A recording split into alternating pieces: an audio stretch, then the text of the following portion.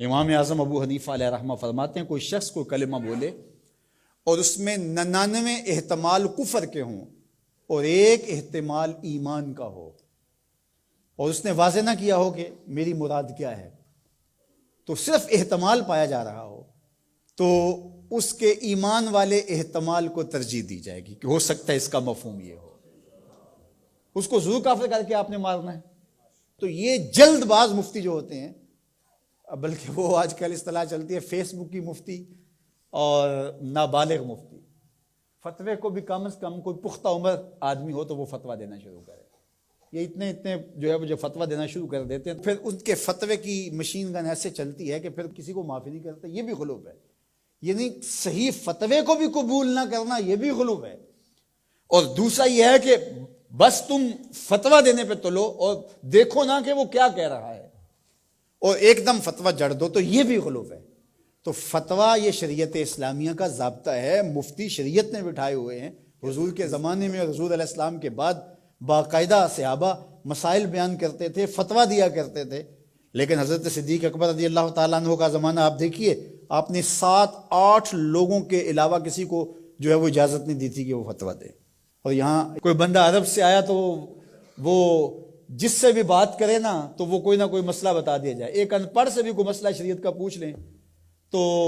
وہ بھی اس کے بارے میں کوئی نہ کوئی بتا دے گا۔ اور اسی طرح کوئی مرض ہو، وہ آج کل وہ کرونا وائرس چل رہا ہے نا،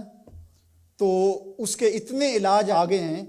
کہ ابھی تک جو دنیا کے ماہرین بیٹھے ہیں سر جوڑ کے، ان کو بھی نہیں پتا جو علاج یہاں موجود ہیں۔ کوئی کہتا ہے پیاز کھاؤ تو ختم ہو جائے گا، کوئی کہتا ہے فلاں چیز کھاؤ تو ختم ہو جائے گا۔ تو وہ کوئی بندہ عرب سے آیا یہاں، تو واپس جب گیا تو کہا کہ آپ وہاں گئے تھے بر صغیر میں، تو وہاں کے لوگوں کے حوال سناؤ، تو اس نے کہا کلو طبیب کلو مفتی، سارے کے سارے ڈاکٹر ہیں اور سارے مفتی ہیں۔ فتویٰ بھی ہر بندہ دیتا ہے اور ہر بندہ جو ہے وہ کوئی نہ کوئی نسخہ بھی بتا دیتا ہے۔ میں ایک دن لڑکوں کو بتا رہا تھا کہ میں شوگر کی وجہ سے، وہ ظاہر ہے یہ ایک ایسا مرض ہے کہ جو ظاہر ضرور ہو جاتا ہے، کہیں چائے ہو تو جی یا اس میں چینی نہ ڈالنا، یہ چیز نہ دینا، تو پتہ چل جاتا ہے شوگر۔ میں نے کہا میرے پاس شوگر کے اتنے نسخے آ گئے ہیں کہ اگر میں چاہوں تو جو ہے وہ اس پر کئی جلدوں میں کتاب لکھی جا سکتی ہے۔ تو یہ نہیں ہے، یہ اسی کا حق ہے جو اللہ کے محبوب علیہ الصلوۃ والسلام نے صحابی سے فرمایا کہ جاؤ فلاں ڈاکٹر، اس زمانے کا طبیب تھا، فرمایا اس کے پاس جاؤ، وہ تمہیں کھجوریں دے گا۔ یعنی علاج بھی خود بتایا لیکن فرمایا اس کے پاس جاؤ۔ اللہ اکبر، یہ میرے حضور نے راہ عمل دیا، اور اگر میرے حضور اس کے پاس نہ بھیجتے، کسی ڈاکٹر کی دکان ہی نہ چلتی، کسی حکیم کا کاروبار ہی نہ چلتا، تو تم میڈیکل سٹور سے لے کر دوائی نہیں کھا سکتے، تمہیں ڈاکٹر اور طبیب کے پاس جا کے جو ہے وہ لینا پڑے گا۔ تو یہ فتویٰ بازی اور فتویٰ یہ دو الگ الگ چیزیں ہیں۔ یعنی ایک طبقہ وہ ہے کہ جو اس غلو میں آ جاتا ہے کہ کسی کی زبان سے کوئی بات نکلی نہیں ہے، اس کا مفہوم بھی واضح نہیں ہوتا تو اس پہ فتویٰ دے دیتے ہیں۔ اور دوسرا طبقہ یہ ہے کہ وہ صحیح فتوے کو بھی رد کر دیتے ہیں، یعنی وہ کہتے ہیں چھوڑو جی یہ فتویٰ بازی ہے، یہ وہ فتویٰ بازی کہہ کے شریعت کا کوئی پھر مسئلہ ہی نہیں بتا سکتا، پھر مفتی ہوتا ہے کس لیے ہے؟ تو مفتی کا تو کام فتویٰ دینا ہے، جہاں غلطی ہوگی تو وہ بولے گا کہ یہ غلطی ہوئی ہے، اس کی اصلاح کی جائے۔ افراط و تفرید کے یہ دو راستے ہیں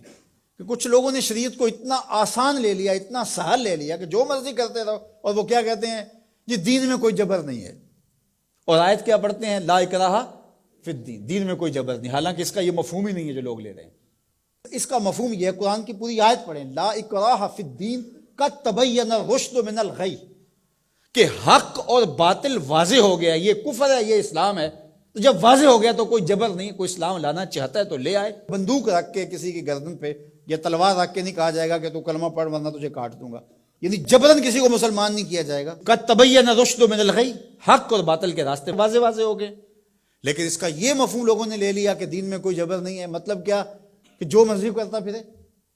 میاں جب تم اسلام لے آئے ہو تو پھر اسلام کی پابندیاں تو تمہیں قبول کرنی پڑیں گی۔ تم کسی بھی ملک میں جاتے ہو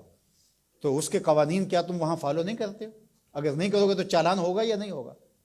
جب آپ نہیں گئے تھے تو آپ پابند نہیں تھے، آپ کسی کالج میں، یونیورسٹی میں، کسی ادارے میں آپ داخلہ ہی نہیں لیتے